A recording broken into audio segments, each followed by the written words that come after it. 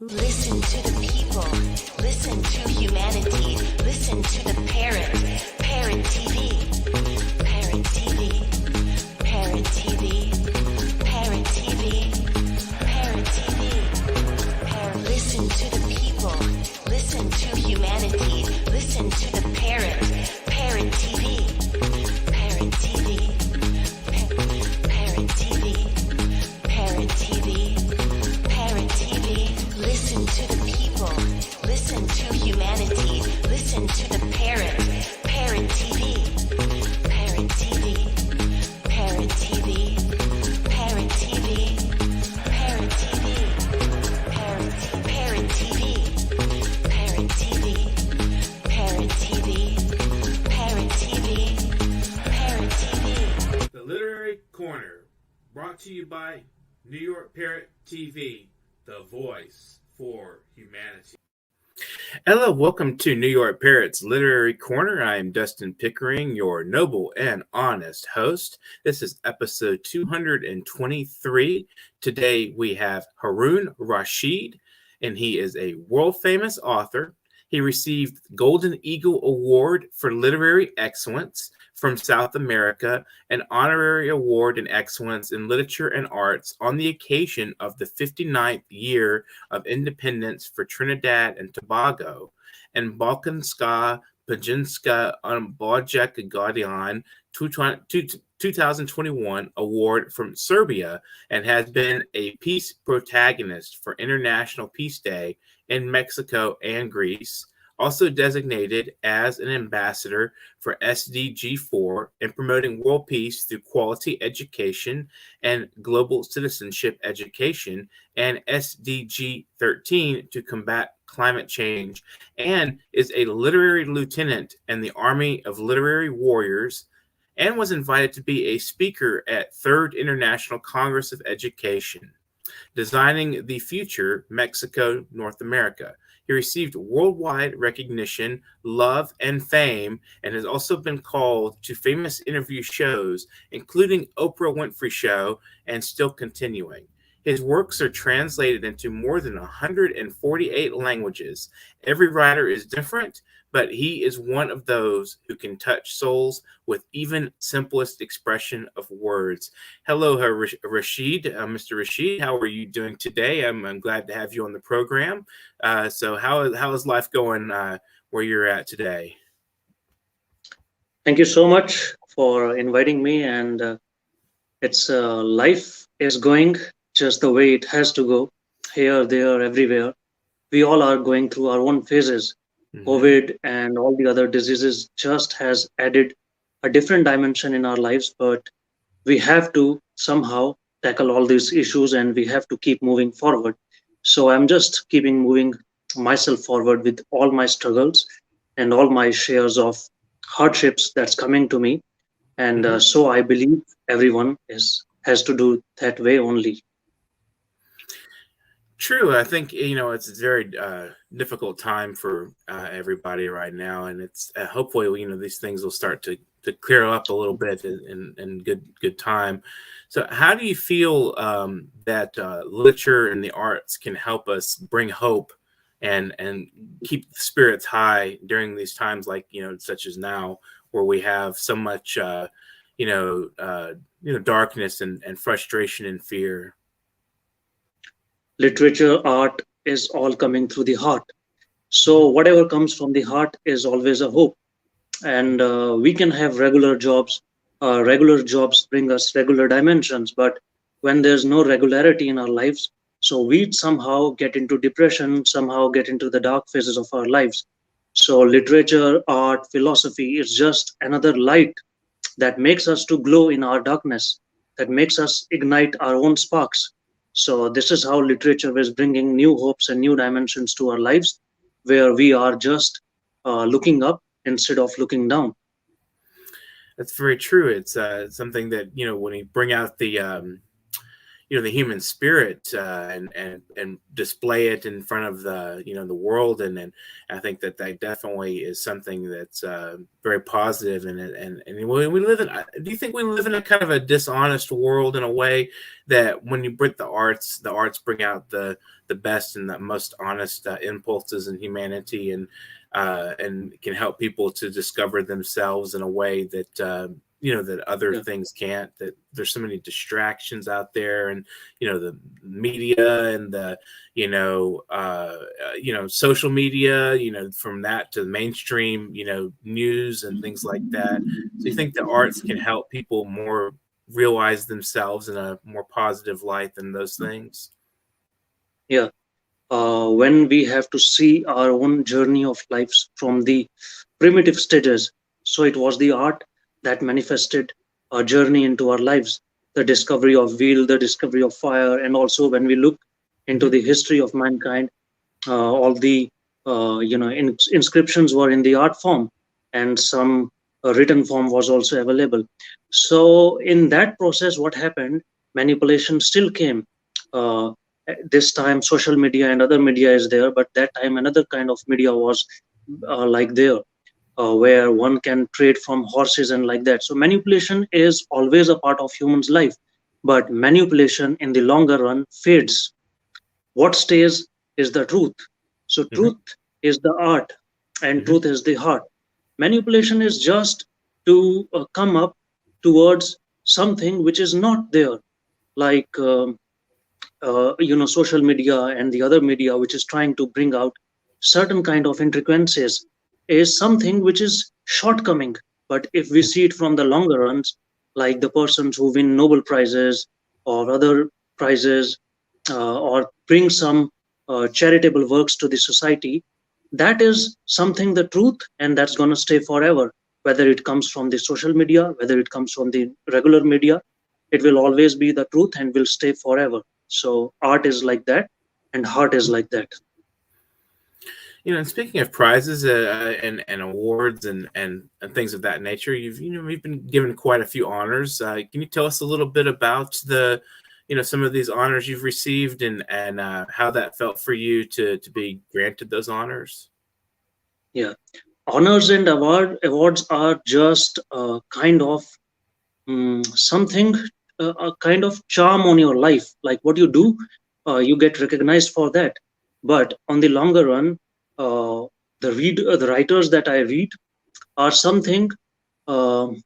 If I have to sum up it like that, the makers of Taj Mahal was never given an award, so they are still being recognized all over the world. Like Taj Mahal is known all over the world.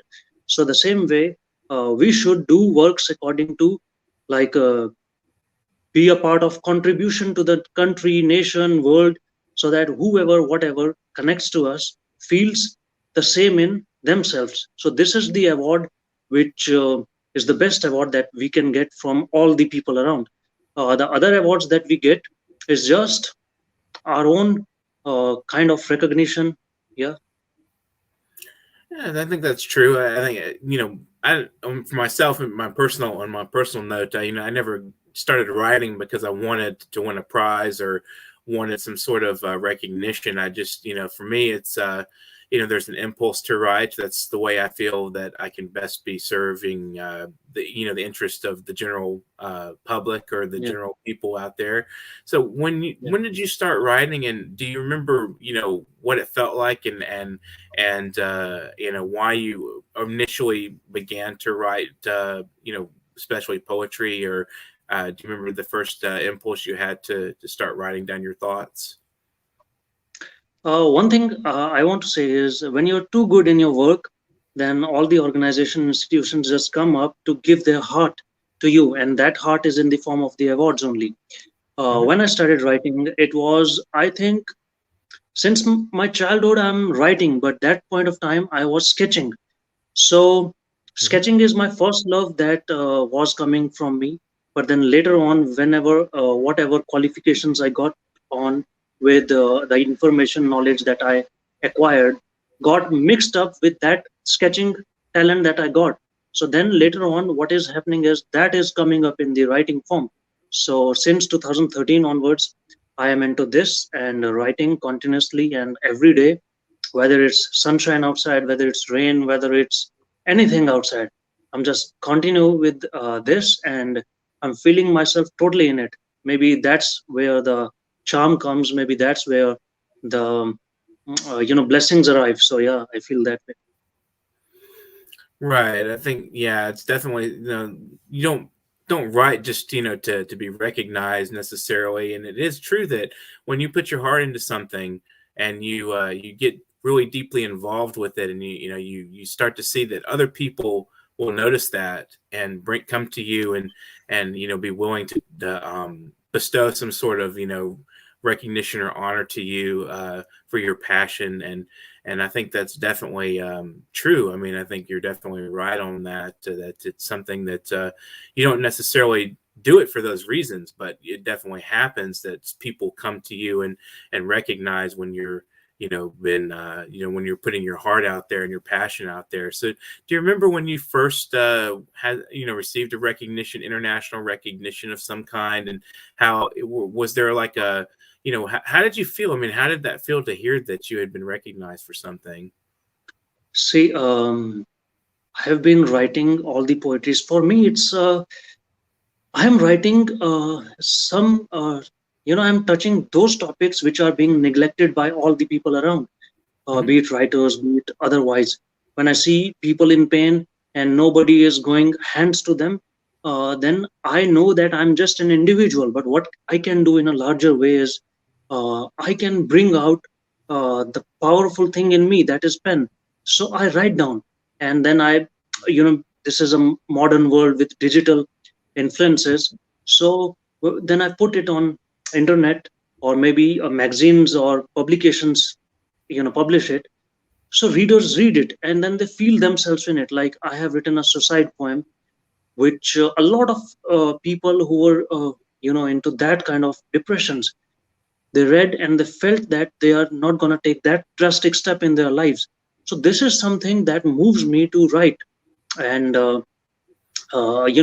when I got to write all this, certainly step by step, from local to national, then national to international, I got. So I remember there were around 70 to 80,000 people messaging me. And then there are some people like Oprah Winfrey, like directors of my film industry. They message me, then actors, actresses of different countries, which I was not knowing the names before, because the world is too big. So Mm-hmm. we are somewhere in our own lives, we don't know. So that is the time I got this international recognition. And then afterwards, it's the journey that I have to go through, and I'm going through well enough with receiving the blessings and the love from all the people around. So yeah. What are some other, you mentioned in your bio, Oprah Winfrey show, invited you for an interview. What are some interviews you have done other than this one that have been interesting to you? And what sort of questions have you been asked that, you found Yeah, intriguing? I think all the interviews are amazing because every time you face a new human, like I have a quote, every person is a story and has a story. So Hmm. whenever I meet a new person, he or she brings a new dimension to me. Like you're asking me some questions, and I am feeling like there's so much to explore, there's so much to say, there's so much to hear of. So every person is amazing in its own way, and I feel lucky to interact. And this writing is making me to interact with all the people who have done so much great in their lives. And when I see them, I see myself in them, and then this is how the magic happens. Absolutely. There's sort of alchemy going on, in between people when different conversations, and it's really interesting to see what kind of ideas emerge from a conversation, and how people how they develop their through the conversation, how they develop their ideas and they develop thoughts and so forth. So what kind of subject matter, I mean, you mentioned earlier, when you see people suffering or something of that nature, and you feel compelled to write to bring attention to that Mm. problem. What sort of subject matter do you choose to write about in your poetry? Do you find that recurs often in your work? I think writers or the creative persons in this world brings a new dimension to the world, whereby they touch those topics which are in all of us, but we are not able to, look beyond bread and butter, like the economic terms or the financial terms or maybe the livelihood of our lives. So we get stuck into that. But when that stuck or that livelihood is in a prolonged way and it seems like a stagnation, then we start to discover something in us that where are we going in our lives? Is it what we have to go through all the way? Is this infrastructure that's going to make me feel the charm of the life, or is it this that I have to do rest of the life? So these are the things that makes a human to question their own journey, and they don't find answers around. They ask the relatives, friends, family, everyone that is in physical form in front of them. When they don't get the answer, they look for the writers perspectives. Mm-hmm. So a writer is something which has a very wide and broadened perspectives, and they write it so that people who are suffering should get aid in their life. Like when if we see that people who are in love, when they are not able to express, so they look for the songs or maybe the poetry, which is romantic songs or maybe romantic poetry, so to express their lover the love they have inside. So Mm-hmm. every time these are the aspects which people want to express or people want to hear out, but they don't have, and writer are being blessed by nature to do that. So I think this is the blessing that I have, Mm-hmm. and I feel more blessed when certain people kind of resonate with them. That's interesting. So, do you think the phrase "writer's block"? Do you believe in that, or do you think that that's something that's invented? That there's a way to overcome, or is there some kind of? Do you think there's an external inspiration that sort of passes down to the author to write, or how does that work for you? See, there are two kind of people. One who are naturally blessed, the others who feel like that they are doing certain things and they are that. The ones who are naturally blessed, they never have any kind of blocks because it's the nature who has chosen them, and it's the nature that's going to give them the thoughts, the feelings, the beliefs, and then it's the nature who's going to make them, you know, go from this place to that place, and it's the nature who is going to protect it. In that case, no blockage will come because it's the nature who guides it. In the other case, whereby a person feels like if there's a singer who sings naturally and there's a person who feels like singing, so who feels like doing things but is not blessed naturally, somehow some way will have that blockade in their minds or maybe in their journey. So, when you personally, if you ever come across a moment when you don't have anything to write about, how do you occupy your time? I don't think I have ever got that time because every time there's something to write upon, I ask the nature, give me spare time where I can, other than writing, should do something because it's so much coming up that I have. Um, I mean, I feel certainly blessed, but every blessing is something where you need certain time to enjoy your own life. So I enjoy my life doing. I go to gym. I read a lot. I, you know, do all those stuffs which are being referred as good food to mind, good food to soul, good food to body. So I Mhm. do that sort of works. And speaking of reading, who are some of your favorite authors of antiquity and the classical canon? I guess you Mm, could call it that you enjoy reading the yeah. most. Yeah. I read almost every kind of writer from the ancient perspective because there are so many writers around the world, modern, ancient, and all.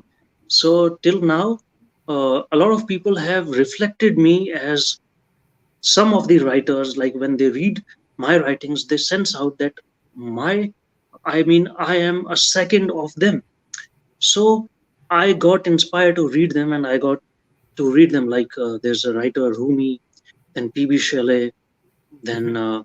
Aristotle, Plato, Hmm. Socrates. Then there's so many. I mean, I'm reading right now Western philosophy, Hmm. and because right now a lot of my works are coming into Greece, so I am reading the Greece literature also. So it's Hmm. always amazing to read certain kind of people who were so much time ahead of us that because of them we have all these civilizations, because of them we have all these systems, be it bureaucracy, be it administration, politics, all has been crafted by writers.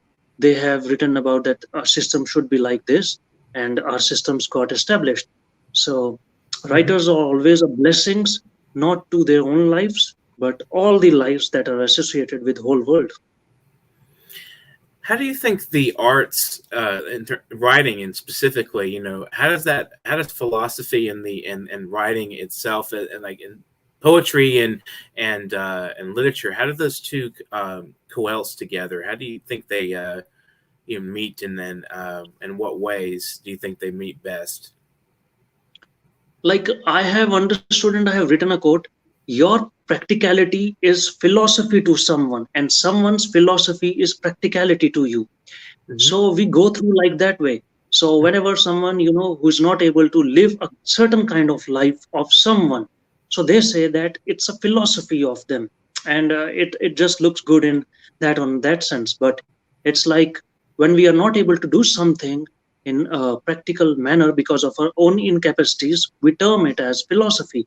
But when we are able to cherish it, it becomes the practicality. So every philosophy somewhere is practicality, and we should go through, understand it. Like Wright brothers invented aeroplane. Hmm. So all the people around them at that point of time were considering them as a mad person, or maybe philosophers who were just believing on something which is not going to happen. They made it happen, and that philosophy or that ideology turned into practicality. And now we roam from this country to that country in just few minutes, or maybe few hours, or few whatever. So this is how happens, Hmm. and we should look from this lens only. It's an interesting idea, the thought that that each person comes from a specific perspective or angle in life, and that I may have something to say that perhaps you would, on the same subject, you would have something completely different to say, and to each other our views would be very different. And you would think, maybe listening to me, you would be like, wow, that's an interesting perspective, but to me it's just like what's presented to me in life. So do Yeah. you think, when it comes to philosophy, that there's a practical merit to that, to philosophy itself from that angle? See, there's a hierarchy of all the systems in the world. When we look in the web chain, food web, or how organisms are being assigned. So we see, snail. Then we see, if we see the order, then lion is above, or maybe eagle is above. So every person is just like that. Nature has destined every person in that way. Not every person is going to be the prime minister. A lot of persons are going to be other persons. So nature knows which person is assigned what role, and then nature gives the thought to them accordingly. So nobody is right, nobody is wrong. It's the nature which is right, and it is the nature which decides what is going to be the right for this moment. Like when I read Rumi, when I read this Western philosophy and other philosophies, Mhm. uh, those philosophies stands true and apt for this present system, maybe of second century. But at that time, second century, those philosophies or ideologies were just like looked upon as theses or maybe researches. So nature knows at what time what is gonna stand amazingly. So we are just playing our own roles which nature has bestowed upon us. And when we do that, and when we understand this from this perspective, then all the insecurities, jealousies, hatred just diminishes. But what happens? People are not able to understand that it is the nature who has bestowed us with all the qualities in this life. So they just kind of, instead of thanking the nature, wants to just placard the other person who is growing in their lives. So we all are nothing without nature. This is an ultimate truth, and whatever we are in our lives is just because of the nature. If nature doesn't want us, we are already dead. We are alive because nature wants, and nature knows that we have a purpose to complete. That's very interesting. And I really like the way you phrase things in a way it's very deeply philosophical and universal. Where do you think that perspective comes from? Nature. It there we just go. Comes from. I figured you'd say that. Almost certain you were going to say that. Because nature inserted that thing in you to ask me, and nature wants that nature should be praised. So we should all thank nature that we all are alive in this drastic moments, and we should always pray for each and every human in this life, because we all are strangers at some point, and we all are gonna meet for just fractions of seconds or minutes or days, and then we have to depart. So we all are lucky that we all are having this conversation, or we are able to see each other. So it's beauty of nature. Absolutely. And after this dark moment we're facing in, and that this humanity is facing right now, this very difficult and trying era of COVID and all the things going on in the world right now, what do you think comes next? Where do we go from there? I think it's a testing time of all of us. Like earlier civilizations faced the testing times, then they moved downwards, and then all of a sudden they moved upwards. The same way we are going through that journey only. Our lives are telling us that we are going down, but then after this pandemic, after all the realizations that we are gonna realize, we will all be just one. So when we'll all be one, we'll automatically rise. So this is what is gonna happen next. Excellent. Would you like to share a couple of poems with us? I will. Okay, I have to, read. Okay.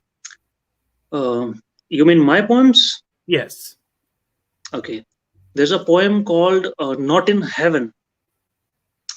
So I have to read that because maybe the journeys of people are going like that. So here it goes.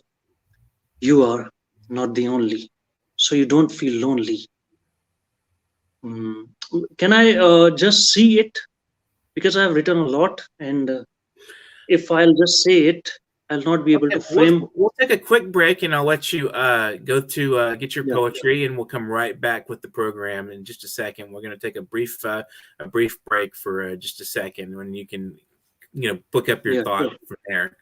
So go ahead and do that, and we'll do a brief momentary break. Contemplation of a phoenix in flight. For Annette. On the wings of doves you fly. In freedom you have found an extraordinary voice. Celebration of your journey's path is freedom defined. In the stillness of tranquility, your words returned. A whisper within your heart, at first you denied. Incessant, gentle nudges you avoided, until you could no more deny those words, in those impassioned pleas, than you could stop your heart from beating, your lungs from breathing, your pen from bleeding. Every brilliant word, crafted sonnets and stanzas, awaited, welcomed, inspiration accepted. Your declaration, drafted in tears while haunted by fears, Now, an affirmation of strangers everywhere. Celebrate freedom earned, blessings of lessons learned. Like the lotus, your greatest gifts grew greater in the ooze of mud. You are a magnificent phoenix with plumes of every hue, the grandest of dreams now yours to pursue. A vibrant blossom ablaze with fiery gems, your magical words. A beautiful phoenix soaring, tall, strong, proud, no doubt at all. Most magnificent of birds, most beautiful of all.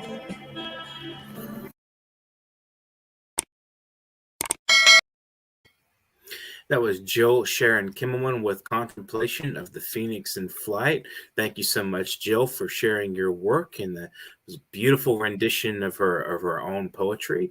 So we're back with Haroon Rashid in episode 223. Thank you, Mahua Das, for the discussion. It's very interesting. Enjoying the discussion. Thank you so much for your commentary. We'd love to have you, continue to watch the show. And if you've not subscribed, please do. So are you ready now with your poetry? Yeah, sure. Yeah, sure. Okay, go ahead. Okay, you can read now. I'll read the poetry that comes from this pandemic, and which I have written for the pandemic. That's what I'm gonna read. So it is like we fell asleep in one world and woke up in another. Suddenly, Disney is out of magic. Paris is no longer romantic. In New York, can I skip that? I want to read a quote because I think it's something that's what is happening. I don't know. I don't recall the poetry right now. So can I go on with the quote that I have?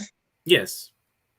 Because I want to say it in the flow, and when a word just goes away, so it takes away the charm. So my poetries are like pearls, so every pearl has to be assigned in that way. So I will read the quote that is what is gonna inspire all of us, and that inspires me all the time. So it is like we all are paying the price for the lives we are living, and the price is preparation. Without preparation in our chosen works, we are wasting ourselves as dust of fuel rather than being the fuel. So I think we all need to prepare, and this is something which I should also take. I should prepare my poetries. I should recall and cram it all the time so that whenever it happens, I should go on with that. Yeah. And a couple of nice comments from Eva. Proud of you, she says. Eva Petropoulou Leonau, and also another person. Congratulations, author Haroon Rashid. Thank you so much, guys, for participating in our program today. So, when you write, do you feel like there's like something moving through you to write, or do you feel like it's more conscious and compelled from yourself? Yes, whenever I write something and then afterwards, when I look upon it, I certainly feel like a reader, because sometimes, somehow, I have felt that, like I believe in nature has chosen us. So I feel that nature has chosen a vessel, and it's putting all those things in it, and it's flowing that way. So this is something that keeps me away from arrogance, pride, and all those stuff, because whenever someone appreciates me, I don't take that appreciation to me, because I know it's the real appreciation is towards the nature, because it's nature and almighty who has decided this to be a vessel and putting the thoughts in it, and that thoughts flow around. So I think it that ways, and this has kept me away from all the fake things that I consider fake things, like arrogance is fake, pride is fake. Mm-hmm. All this stuff is fake to me. The realness is love and the heart, which I get a lot. So yeah. It's a beautiful perspective, and it's definitely good and wise to have a rational view of things like fame and arrogance and things like those those subjects. It's like those are just secondary. You don't do anything just strictly for those means. Those are just things that come to you if you're doing something you love, and you happen to run across those kind of fame. If some fame comes to you when you're in the process of doing whatever you do best and love to do, I think it's something that's definitely not a good means to an end. It's just what happens if you're doing what you enjoy. Thank you for our commentary here from Dayanhita Patra. Congratulations, he says. Thank you so Thank much. you to all the beautiful people who are saying great things. My best wishes to you, and keep smiling, keep rising. Thank you. Yes, definitely. Yeah, just keep the hope going, and hope that keep the spirit going. So you mentioned, when you read your work, when you go back after writing it and you read it, you feel like you're a reader rather than a writer. Rather than the author necessarily. How do you define that? How do you differentiate between a person reading or writing and actually writing it?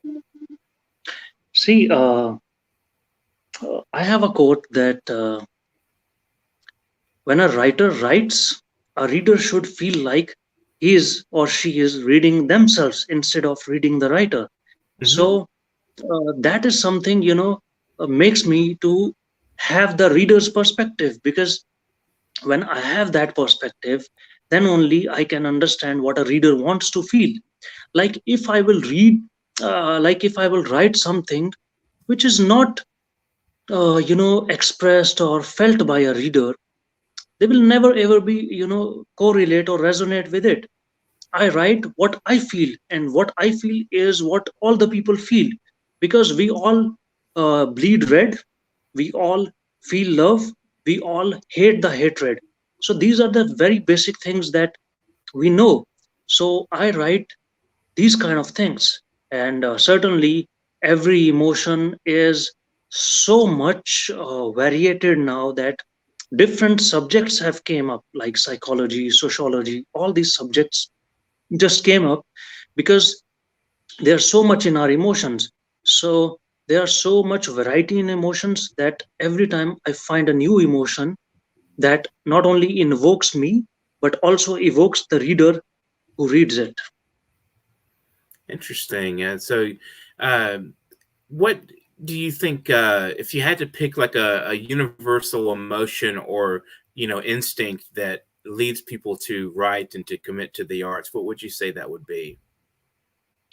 People should write what nature is gonna bless them, instead of going here or going there, or creating the stereotypical things that is already there. They should just focus on what is coming to them, instead feeling like because this is in the trend and we should do this. Mm-hmm. Trends change, emotions change, time change. What stays is nature. So Mm-hmm. realize your own nature to go to the future. Interesting. How would you define nature? Is it, is there some sort of like a harmony, or how would you define when you say nature? What do you mean exactly? Nature means whether we are there or we are not there, it's gonna stay. So what is gonna stay is permanent, and what is permanent is nature. Interesting. Like I will add one point more. Mm-hmm. We are not known by the things we wear. We are not known by the hairstyle, or maybe the ornaments we wear. We are known by the behavior, and behavior is our nature. So our nature stays. How you gonna make me feel, how I gonna make you feel, that will stay afterwards. How I'm looking right now, how you're looking right now, this will stay for the show only. So our nature is gonna be taken forward. Our nature is permanent. So this is how it happens. True. That's very true. I think that's an excellent way of looking at it. Something more permanent to us is definitely, comes from the heart, as we said at the beginning of the show.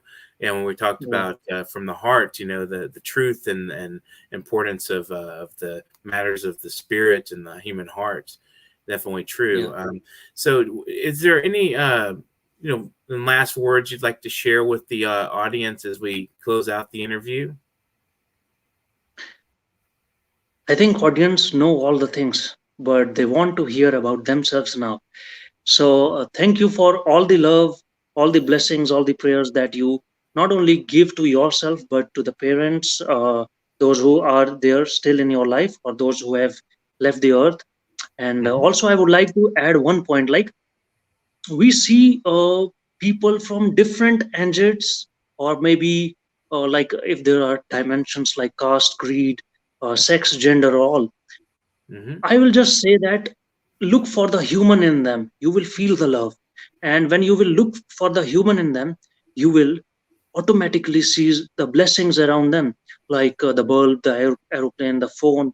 All these are being created by those persons who have never looked the external or tangible aspects of the humans. They have only looked at how their contributions are going to help the rest of the humans that are going to come to the life or in the next generations. So if you will look like that, you will contribute like that. So contribute best, stay best, keep amazing, stay amazing, and my best wishes, always rock. Thank you so much. Do you have any shout outs or thank yous you'd like to share with friends, family, anybody out there that would you would like to just say thank you for their support? Yeah, I would say thank you to all, because all are kind of my family. We all are just one. If we look like how we have came here, we just came from Adam and Eve, so we all are family. So my shout out to everyone around, and keep praying, keep spreading love, and your love will make us all feel above. Well, thank you so much for joining the show today, Haroon. It's been very pleasant. And thank you, Eva, for your comment today, and everyone who's commented today on the show. If you have not subscribed to our YouTube and you're watching, please subscribe to the YouTube. We are, in fact, a listener-sponsored program or viewer-sponsored program. So if you have a little extra money, anybody out there that you'd like to share with the program to keep our production going and to keep this program as fine as it is, please donate to us at paypal.me/nyparrot. There at the banner there, you can see that paypal.me/nyparrot. And we would love to appreciate that and add you to our list of wonderful contributors out there. So please do feel free to donate to the program anytime you feel you have the extra cash at hand. That, and if you are interested in being interviewed by this program, my name is Dustin Pickering. You can reach me at Literary Corner at NewYorkParrot.com. That's my email there, and you can see that. Write that down. Share that with other poets, writers, creative minds, artists, musicians. Any kind of creative endeavor is worth being interviewed and discussing. So please feel free to get in touch with me, Dustin Pickering, at Literary Corner at NewYorkParrot.com. Also, remember, our Series 2 of The Literary Parrot just came out December 1st. So if you have not picked up a copy, it's definitely worth your time and your energy to get on Amazon right now and buy a copy of Series 2 of The Literary Parrot. Just, go on Amazon and type that in their search bar, and you will find that it's there. And it's climbing up the new releases and poetry anthologies daily. It was at number 6 at one point. Let's make that number 1. We need to make sure that we are visible and that people know who we are. And this is an excellent way to get this program recognized and get it noted and get more viewers and more people on the program as guests. So please just buy a copy and share it with your friends and family for Christmas. And if not for Christmas, just donate it to your local libraries or to colleges and other institutions that may benefit from encouraging literacy. This book is amazing. It's thought-provoking. It's international, and you will definitely love it. It has visual art as well, photographs, paintings from previous guests on the show. So today was episode 223. I want to thank again Haroon Rashid for joining us today. And if you guys out there haven't subscribed, again, I implore you to subscribe. We're looking for 1 million subscribers. This is the best and only daily platform for creative minds. So please subscribe and encourage others as well.